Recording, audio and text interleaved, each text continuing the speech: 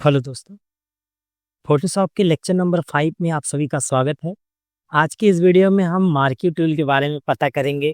Marquee tool को हम basic to advance लेकर जाएंगे। तो चलिए वीडियो को स्टार्ट करते हैं। तो सबसे पहले आपको स्क्रीन पर डबल क्लिक कर देना है। स्क्रीन पर डबल क्लिक करने के बाद आपके सामने ये फोटो आ जाएगा। फोटो पर क्लिक करके इसको ओपन कर लेंगे। फोटो को सेंटर में लाना है। इसके बाद आपको मार्की टूल, ये यहाँ पर फोटोशॉप का जो पहला स्टार्टिंग टूल है, यही है आपका मार्की टूल। और इसको पूरा हम इसके जो ऑप्शंस हैं, सबसे पहले यहाँ विंडोज़ पे गए, टूल्स को बंद कर दिए। विंडोज़ पे गए, ऑप्शंस को बंद कर दिए। तो यहाँ से टूल ले लेंगे। कौन सा टूल? Marquee tool. और इस मार्की टूल की कुछ विशेषता होती है। विंडोज़ पर क्लिक करना, ऑप्शंस पे क्लिक कर देंगे तो ये उसकी विशेषता पूरी आ जाएगी। तो चलिए हम शुरू करते हैं एक एक करके। सबसे पहले मार्की टूल किस लिए इस्तेमाल किया जाता है? तो सिलेक्शन करने के लिए। जब भी आपको कोई भी ऑब्जेक्ट को सेलेक्ट करना रहे तो ऐसे ही माउस को यहाँ पर दबा कर ऐसे ही खींच देंगे तो आप देख सकते हैं एक हमारा जो सिलेक्शन है ये बन गया। सिलेक्शन बनने के बाद आपको क्या करना है? जैसे आपने कंट्रोल एन करके नया पेज ले लिया, A4 साइज पेज ले लेते हैं हम। ओके कर दिए, इसको रख देते हैं यहाँ पर।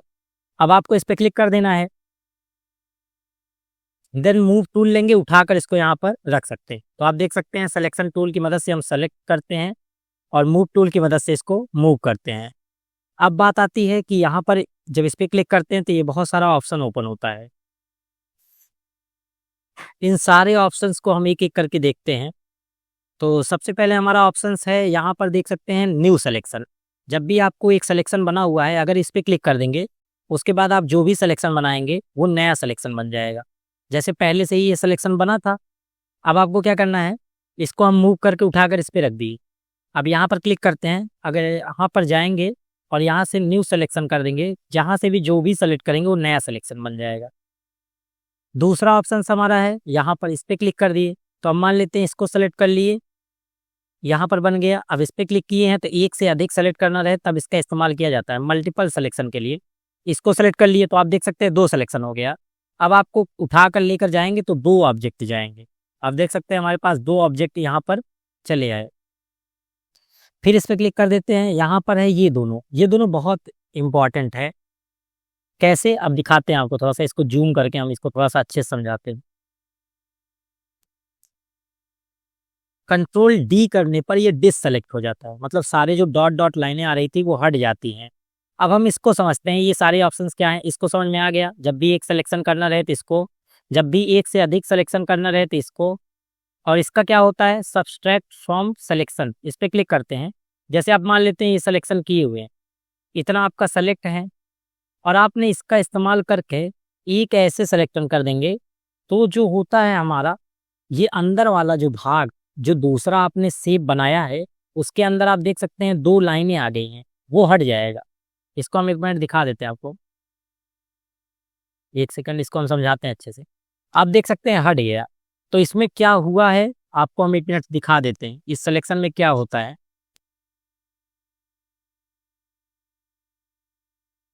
ये हमारा फोटो था। इस सिलेक्शन में क्या हुआ है कि जब भी आप इस टूल का इस्तेमाल करेंगे तो हमारा पहले आपने ये शेप बनाया था, पहले आपने ये शेप बनाया हुआ था, उसके बाद आपने ये शेप बनाया। क्या किया? ये शेप बनाया। तो ये शेप बनाने से आपके अंदर के जितने भाग रहेंगे वो गायब हो जाएंगे। इसका मतलब होता है, इ- इसका मतलब है कि आपका जो ये सिलेक्शन होगा, ये फोटो इस तरह हो जाएगी, ये इस तरह हो जाए। क्यों? क्योंकि ये पार्ट अब ये क्या हो जाएगा? गायब हो जाएगा। इस पार्ट की कोई वैल्यू नहीं रहेगी। ये आपका पूरा का पूरा पार्ट क्या कर देगा? डिलीट। मतलब समझ गए होंगे। फिर से एक बार क्लिक करते हैं, कंट्रोल डी करते हैं, देन आप सेलेक्ट कर लेते हैं और फिर आप इस पर क्लिक करते हैं यहाँ पर और यहाँ से एक सिलेक्शन बनाते हैं। तो ये क्या करेगा? ये अंदर के भाग को डिलीट कर देगा। आप देख सकते हैं अंदर का भाग डिलीट हो गया। कंट्रोल डी करते हैं, ऐसे ही हमने इसको सेलेक्ट कर लिया और यहाँ पर इस ऑप्शंस का इस्तेमाल कर रहे हैं। यहाँ करने के बाद आपने इसके अंदर के भाग को इतना सेलेक्ट कर लिया तो ये क्या करता है, और सब भाग डिलीट हो जाएंगे और जो अंदर का भाग रहेगा वो बच जाएगा। एक बार फिर से देखते हैं इसको, यहाँ पर इतना सेलेक्ट कर लिए, इस टूल का इस्तेमाल करते हैं। इस टूल से अगर आपने यहाँ पर इतना सिलेक्शन बना दिया अंदर तो ये बच जाएगा, बाकी सब डिलीट हो जाएगा। देख सकते हैं आप, ये बच गया और बाकी सब क्या हो गया? डिलीट हो गया। तो इसको थोड़ा बहुत प्रैक्टिस करेंगे, ये बहुत इंपॉर्टेंट टूल है और बहुत डीप में इसको पढ़ना पड़ता है। पहला क्या है, अगर आपको सिर्फ सिलेक्शन करना है एक, तो इसका इस्तेमाल। अगर एक से अधिक करना हो तो देखिए जैसे मैं यहाँ क्लिक करेंगे छोड़ दे रहा है। जब ये ऑन करके करेंगे तो आप चाहे जितना सिलेक्शन कर सकते हैं। इससे क्या होता है, अंदरूनी भाग डिलीट होता है। देखिए डिलीट, फिर आपने ऐसे कर दिया तो अंदर का भाग डिलीट, फिर ऐसे क्लिक कर दिया डिलीट, फिर मान लेते हैं आपने यहाँ कर दिया तो डिलीट, फिर आप देख सकते हैं होता है ये वाला भाग, सिर्फ अंदर भाग बचेगा और बाकी सब क्या हो जाएगा, डिलीट। तो उम्मीद कर रहे हैं ये आपको समझ में आ गया होगा। आगे चलते हैं। आगे हमारा है फेदर। आगे हमारा क्या है, फेदर। फेदर को थोड़ा बहुत समझते हैं, एक सेकेंड।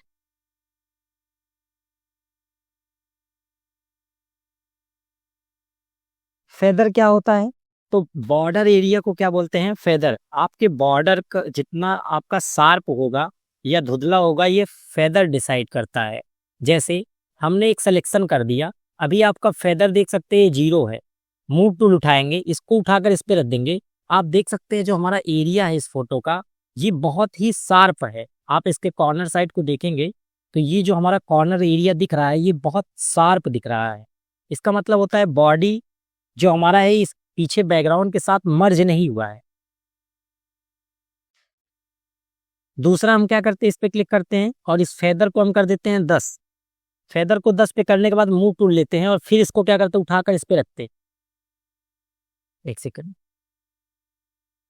फिर हम इस पे क्लिक करते हैं और यहाँ पर जाते हैं और यहाँ से फेदर को हम कर देते हैं, मान लेते हैं 50 कर देते हैं।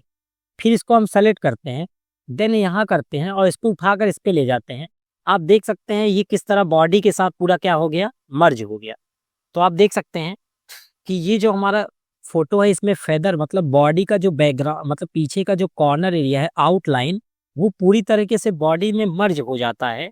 और जो हमारा ये वाला एरिया है इस ये फोटो, ये शार्प है। तो जितना फेदर बढ़ाएंगे तो आपका फोटो उतना ही बैकग्राउंड में क्या हो जाएगा, मर्ज हो जाएगा। आगे हम देखते हैं, इसको कट कर देते हैं। तो देख सकते हैं आप जितना ही फेदर बढ़ाएंगे उतना ही आपके साथ फायदेमंद होगा। आगे हमारा ऑप्शन है,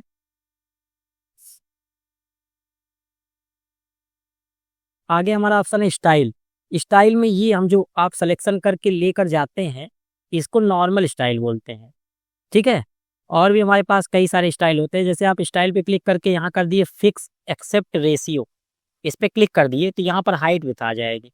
हाइट अगर मान लेते हैं आपने 2 कर दिया और विथ 2 कर दिया, तो जब भी कोई ऑब्जेक्ट सेलेक्ट करेंगे वो देखेंगे उसी के अकॉर्डिंग होगा। इसको फेदर को इस बार 0 कर देते हैं तब समझ में आएगा। देख सकते हैं कि आप कर्सर को कितना भी खींचे, जितनी हाइट रहेगी उतनी हमारी विथ रहेगी, और ये कितना रहेगा, 2x2 का। तो आप देखिए फिर से, अब अगर हम मान लेते हैं यहाँ विथ पे गए और इसको हम कर देते हैं 3, कितना कर देते हैं, 3 कर दिए। अब हम इसको सेलेक्ट करते हैं, देखिए अब हमारा क्या हुआ, विथ देख सकते हैं 3 है और हाइट कितना है, 2। तो ये भी समझ में आ गया होगा। इसके बाद क्लिक करते हैं, यहाँ से है फिक्स साइज, आपको इस पे क्लिक करना है और यहाँ देख सकते हैं कि फिक्स साइज पे भी आपको ऐसे ही एक बार क्लिक कर देना है और ऑटोमेटिक वो साइज फिक्स हो जाए, ठीक है। इस पे हम क्लिक करते हैं और फिक्स साइज पे हम जाकर इसको मान लेते हैं 80 कर दिए और इसको कर देते हैं हम थोड़ा सा, इसको हम कर दिए 50। अब जैसे ही इसको सेलेक्ट करेंगे आप देखिए एक छोटा छोटा ऐसे बन जाएगा पिक्सल। तो ये हमारा हाइट जो है 80 है और विथ कितना है, हाइट हमारा 500 पिक्सल्स है और विथ हमारा 80 पिक्सल्स है। अगर हम दोनों 500 कर दे तो आप देख सकते हैं एक ऑटोमेटिक बन गया, ठीक है। तो ऐसे ही सिलेक्शन होता है, इसको थोड़ा सा बारीकी से आप करेंगे तो हो जाएगा। अब इसको करने से क्या फ़ायदा रहता है, मान लेते हैं हमको कोई भी फ़ोटो जो होता है बनाना है वो 1280 जो है इसका चौड़ाई हो और हाइट कितना हो, मान लेते हैं 800। देन आप इस पर क्लिक कर देंगे तो आपका ये जो होता है कंट्रोल D करेंगे पहले, उसके बाद फिर सिलेक्शन पे क्लिक कर देंगे तो ये आपका एक बेहतरीन तरीके से बन गया, ठीक है। अब आपका हमेशा कोई भी ऑब्जेक्ट हो इतने में ही बनेगा। आपने सब कुछ फिक्स कर दिया, इस पर क्लिक कर देंगे, फिक्स साइज में जाकर नॉर्मल कर देंगे, नॉर्मल हो जाएगा। एक्सेप्ट रेशियो डाल देंगे तो एक्सेप्ट रेशियो आ जाएगा, फिक्स साइज हो गया तो फिक्स साइज। इसका मतलब होता है अब आपको कोई प्रॉब्लम इसमें नहीं आएगी। जैसे इसमें हुआ है सेम इलिप्टिकल में भी है। इलिप्टिकल में भी क्या कर सकते हैं आप, कोई भी ऑब्जेक्ट को सर्कल में सेलेक्ट कर सकते हैं। सर्कल में सेलेक्ट करने के बाद मूव करके ये करेंगे तो ये सर्कल में आ जाएगा, ठीक है। इलिप्टिकल होता है, यहाँ से इसका हम कर देते हैं नॉर्मल, और फिर भी जो भी सिलेक्शन करेंगे आप जैसा भी करना चाहे कर सकते हैं, इसके बाद उठाकर इस पे रख दिया। तो ये हमको लग रहा है कि ये दो टूल आपको समझ में आ गया। इन सब का इस्तेमाल वेबसाइट वगैरह में किया जाता है। बाकी ये टूल फोटोशॉप में बहुत ज़्यादा यूज होते हैं। इन सारी टूलों को आप यूज कर सकते हैं। ठीक है, उम्मीद कर रहे हैं वीडियो आपको पसंद आई और आपका रेक्टेंगल मार्क्यू टूल और इलिप्टिकल मार्क्यू टूल आपका खत्म हो गया। तो इसको अच्छे से करिएगा, ध्यान से 1-2 बार प्रैक्टिस करेंगे तो आपका क्लियर हो जाए। धन्यवाद।